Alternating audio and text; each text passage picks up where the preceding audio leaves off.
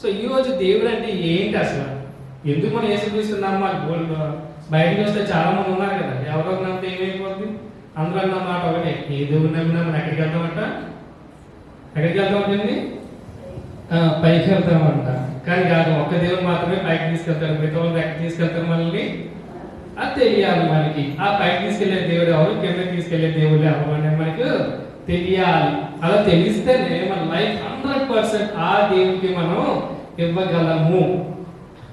Petrol bunk వెళ్ళినప్పుడు మన petrol కొట్టించేటప్పుడు అక్కడ రీడింగ్ ఉంటుందండి. పొరపాటున మనం ఆదమర్చి ఇటు అటు తిరిగి చూసినప్పుడు వాడు 20 నుంచి స్టార్ట్ చేశాడు అనుకోండి.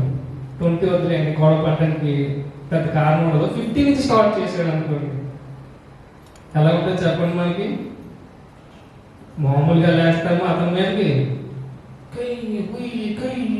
అని లేచిపోయి ఎక్కడి వరకు వెళ్తా ఉంటే మేనేజర్ పిలువు మేనేజర్ని 0 నుంచి కొట్టకుండా ఎక్కడి నుంచి కొట్టా? 50 నుంచి కొట్టేవాళ్ళు. ఎంత కంగారు పడిపోతామో. ఎందుకంటే నష్టం వస్తుంది మనకి. ఏమో జరుగుతుంది అక్కడ? నష్టం వస్తుంది. మరి దేవుడు కూడా మనం సృష్టించేటప్పుడు కూడా మన రీడింగ్ ఎలా ఉండాలంటే పర్ఫెక్ట్గా ఉండాలి.